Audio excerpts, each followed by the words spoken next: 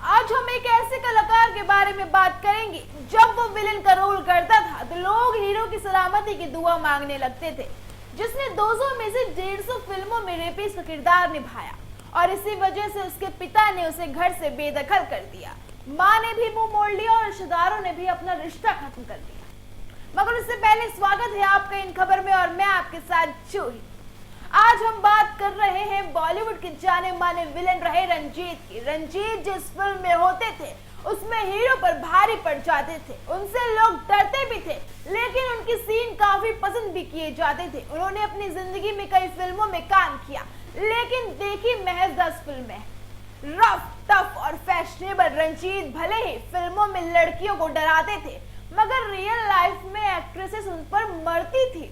आज बॉलीवुड के इसी शानदार कलाकार का जन्मदिन है, तो चलिए आज उनकी जिंदगी के कुछ खास किस्सों पर नजर डालते हैं। और चिल्ला, यहाँ तेरी चीख सुनने वाला कोई नहीं। जब सरभा फिल्म में लोगों ने विलेन के मुंह से ये डायलॉग सुना तो लोग दांतों तले उंगलियां दबाने को मजबूर हो गए। वही जब एक्ट्रेस ने बोला भगवान के लिए मुझे छोड़ दो और रंजीत ने डायलॉग मारा, इतनी अच्छी चीज भगवान के लिए छोड़ दूंगा तो मैं क्या करूंगा। ये सुनते ही थिएटर में लोग हीरोइन की चिंता करने लगे, लेकिन रंजीत के मुंह से निकला ये डायलॉग इतना फेमस हो गया कि आज भी हर शख्स की जुबान पर चढ़ा हुआ है। हमने कोई धर्म खाता नहीं खोल रखा है, हम जब कुछ देता है तो उसके बदले कुछ लेता भी है। जी हाँ, ये पॉपुलर डायलॉग भी विलेन रंजीत के मुंह से ही निकला था, जो लोगों को खासा पसंद आया।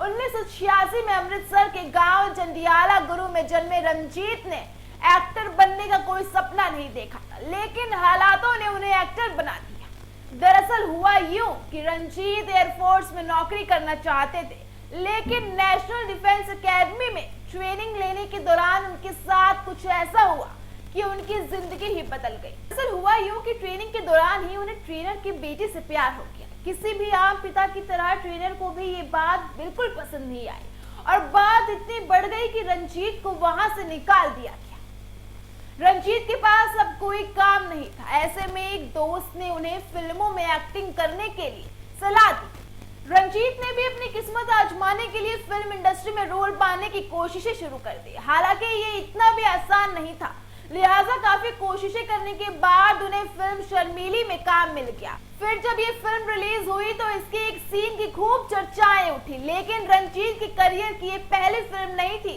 बल्कि हीरो बनने का सपना लिए मुंबई आए रंजीत को पहली फिल्म जिंदगी की राहें ऑफर हुई थी, लेकिन ये फिल्म कभी बन नहीं पाई। इसके बाद उन्होंने फिल्म सावन भादो से अपने करियर की शुरुआत, लेकिन फिल्म शर्मीली उनके लिए मील का पत्थर साबित हुई। इसके बाद उन्हें फिल्मों में विलेन के रोल में साइन किए जाने को लेकर होड़ मचती थी।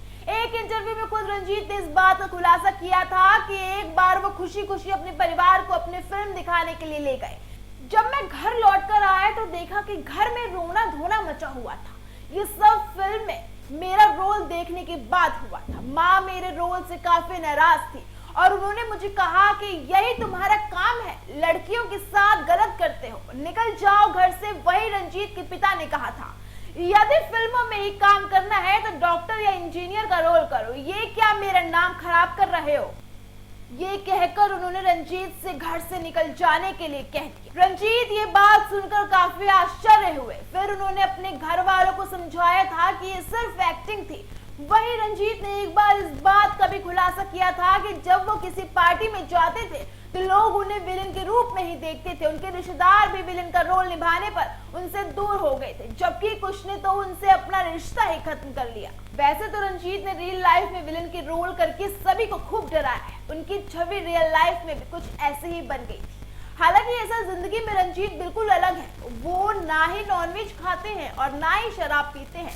इसके अलावा उनका स्वभाव भी काफी शर्मीला है। रंजीत को एक समय काफी बुरे वक्त का भी सामना करना पड़ा था, लेकिन इसके बावजूद उनका कभी किसी विवाद में नाम नहीं आया।